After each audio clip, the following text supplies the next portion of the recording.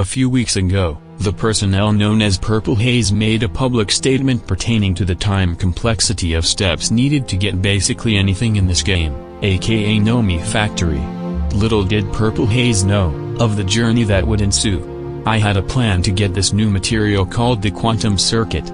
But this needed an entire epic conquest throughout the lands of gaming. And several disasters that will test my faith in Greg technology.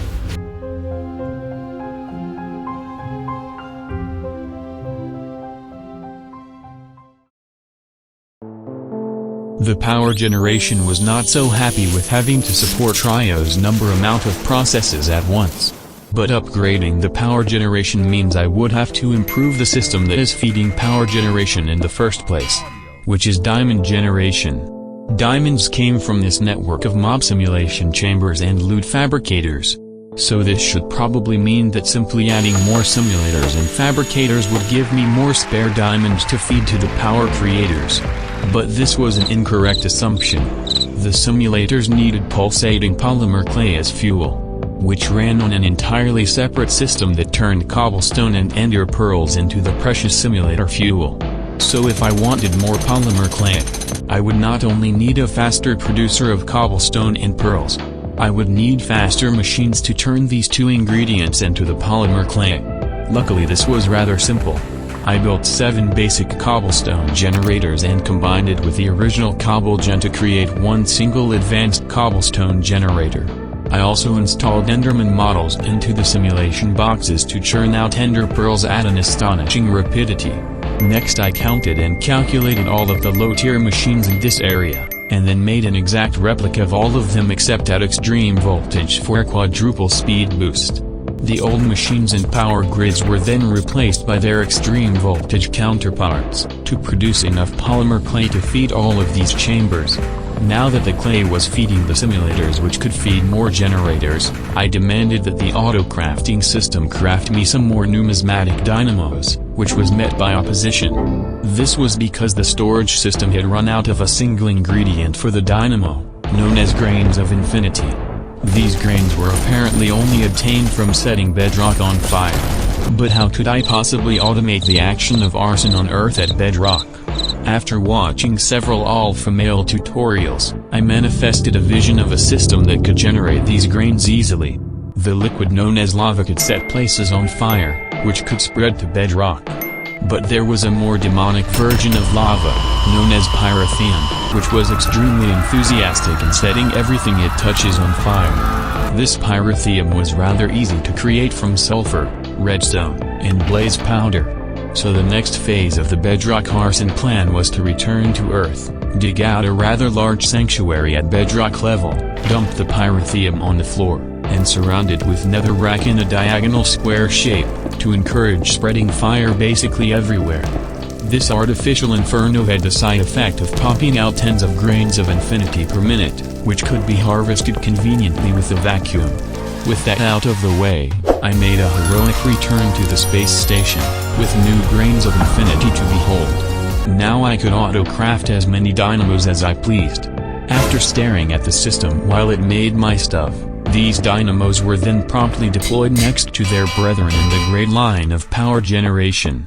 And now, I had enough electricity to do more stuff. It was time to recreate quantum computers in Minecraft. Just a few episodes I had invented nano supercomputers. But these were quickly getting old.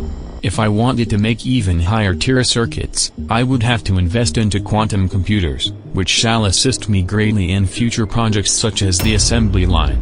But these quantum circuits would require several exotic materials including but not limited to, radon, nether stars, iridium, platinum, and pre-existing nano CPUs.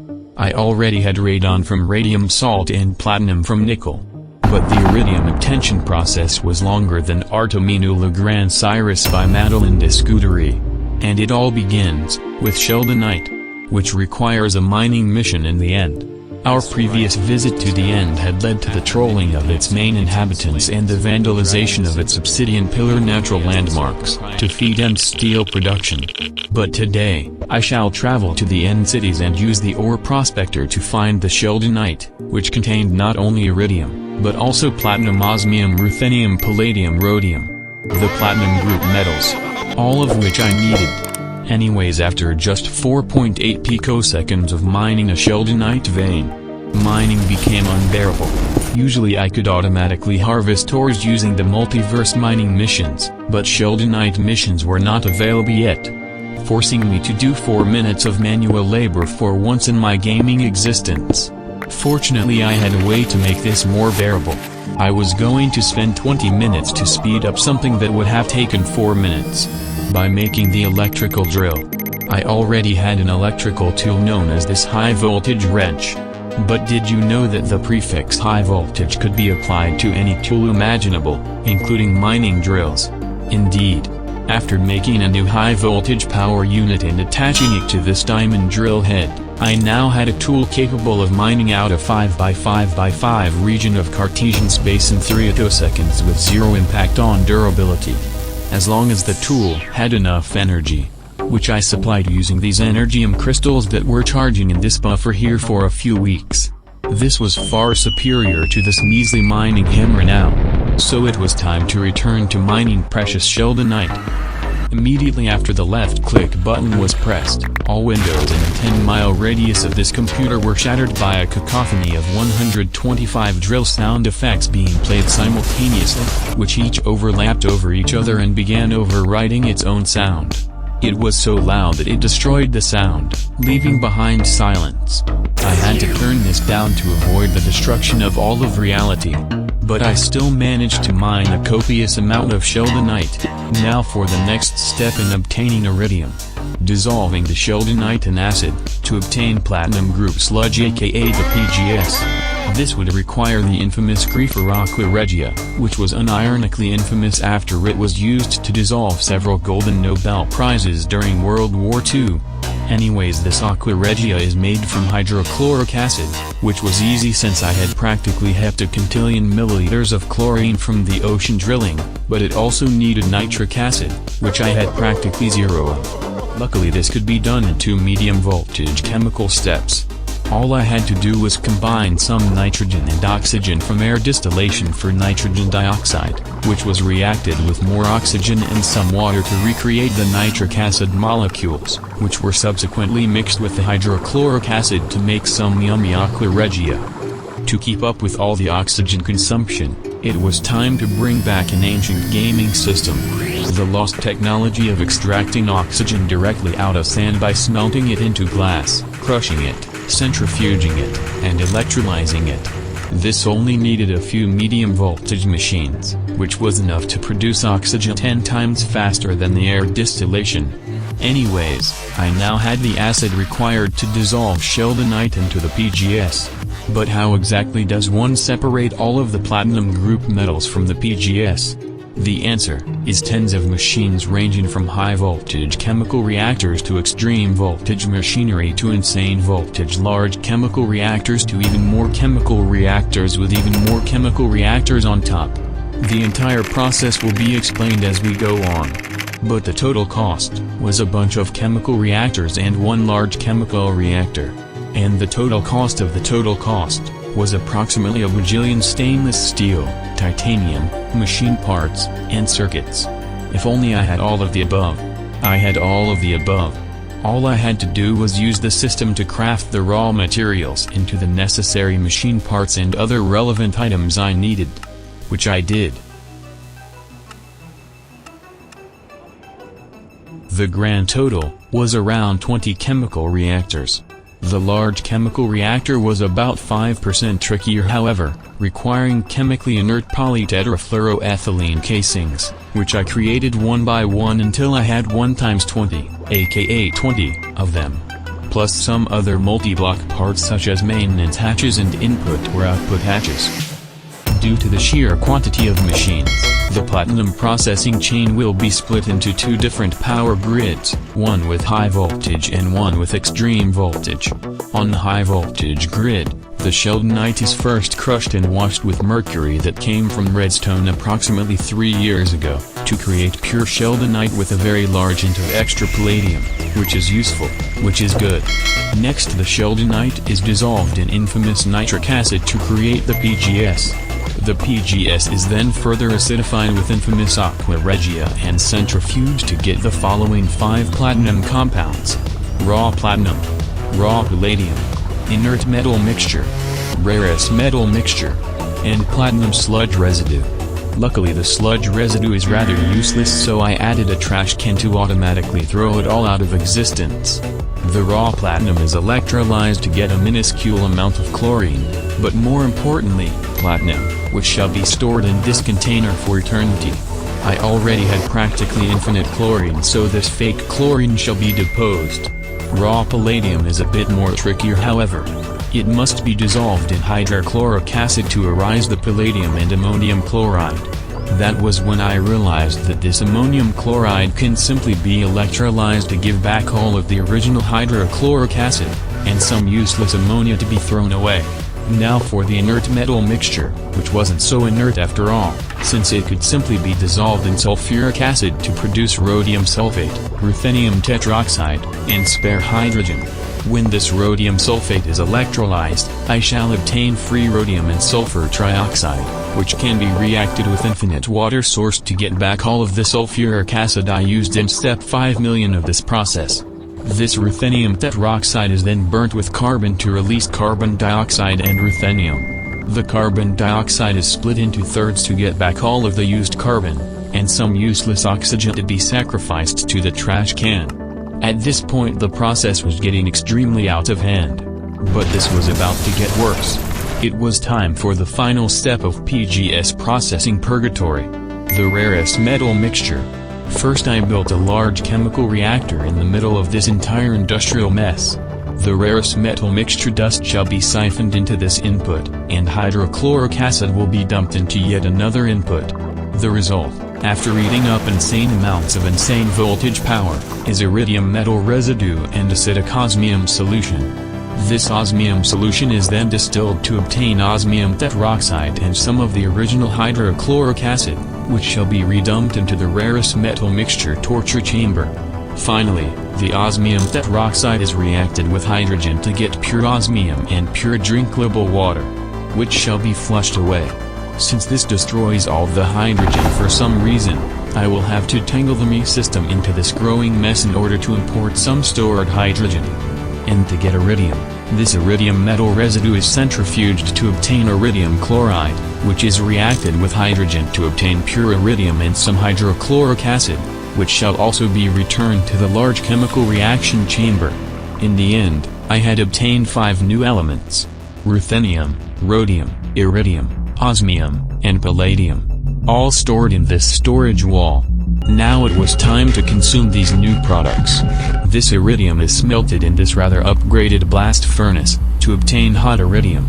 Since this took an unordinarily lengthy duration of time to cool, I had to overclock the vacuum freezer to extreme voltage, for rather astounding results. With iridium, I now had one of the pieces needed to create the insane voltage circuit assembler, needed for making quantum circuits. Now for the next thing I need. Nether star jump scare. As it turns out I would need nether stars and insane voltage components and other rather powerful machine parts. So rather than killing one wither, I would go for 64 wither kills. Unfortunately my current equipment consisted of glitch armor and a diamond sword, which has a 0.03% chance of victory against a wither army.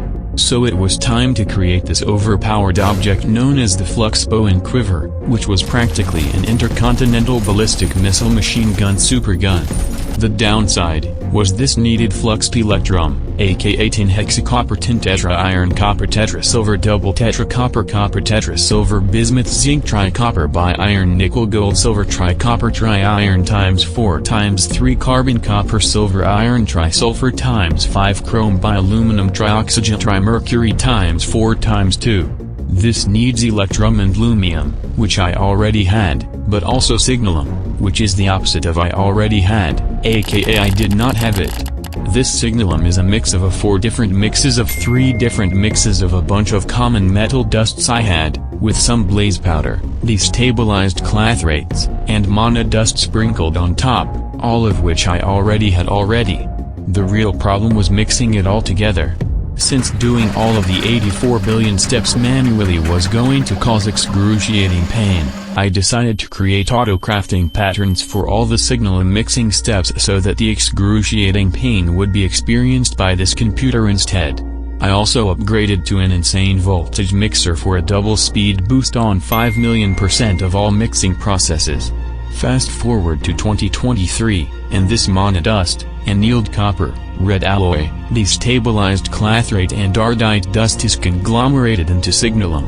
This is mixed with sparelumium and some electrum, to create fluxed electrum, which is blast smelted to create some ingots suitable for anti-wither weaponry. And now, I shall clobber this fluxed electrum together with arrows and other miscellaneous matter, to create the flux quiver and bow. In its current state this equipment was pathetic. But once I pressed V, they claimed they became empowered. Meaning that any shot that is shot by this bow will now explode in a fiery fireball. And this can be made even more overpowered, with a multi-shot.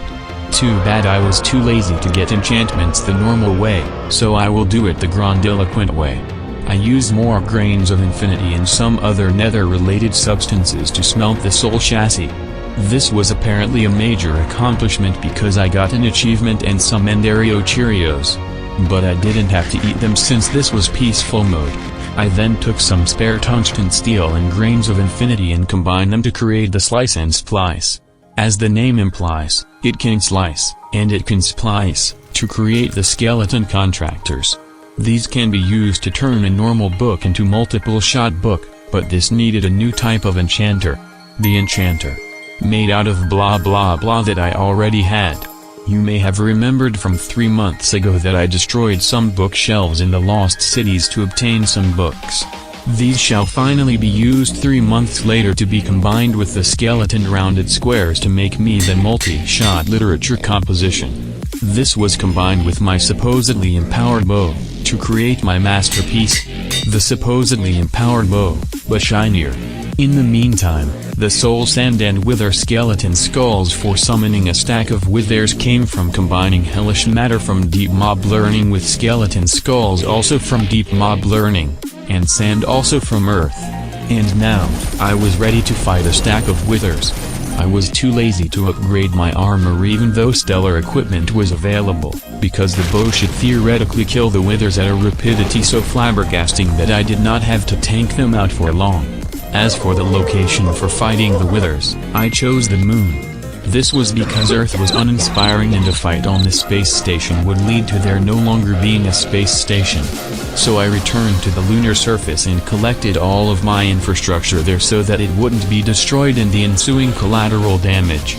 In this exact specific location, I began placing down all of the soul sand and skulls.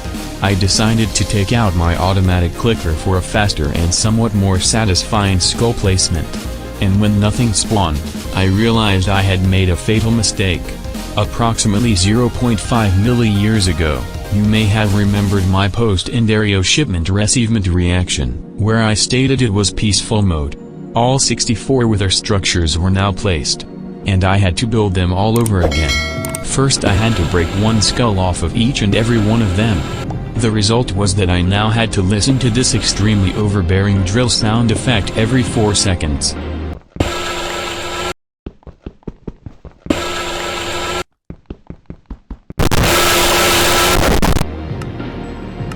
Once I had rewinded time to approximately 5 minutes before the incident, it was now time to use my automatic clicker once again to spawn all 64 withers, this time on easy mode.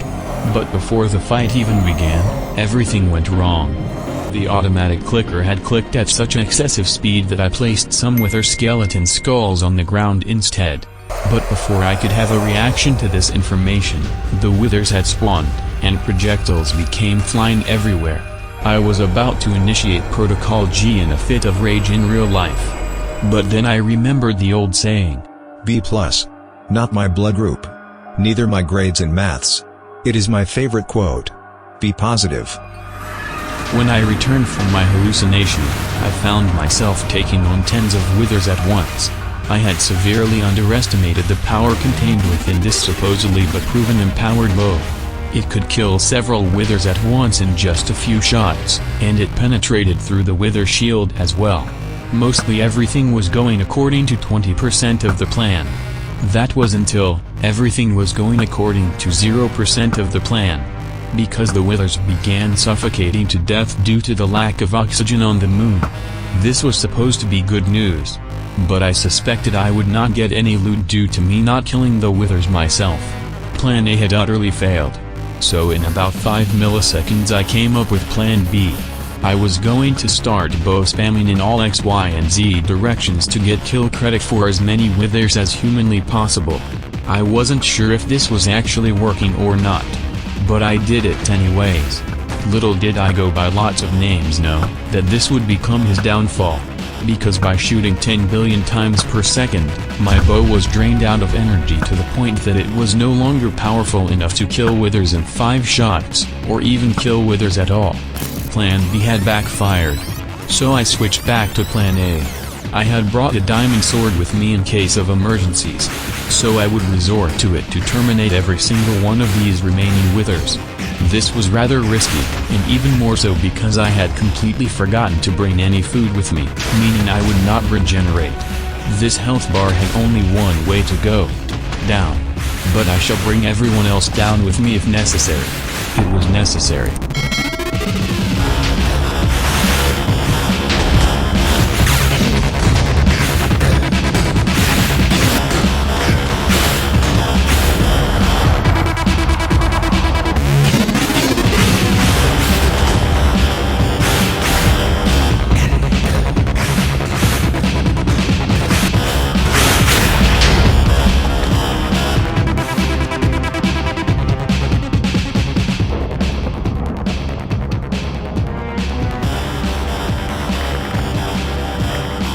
I had come out of this with only 31 nether stars, out of the 64 I had planned to obtain.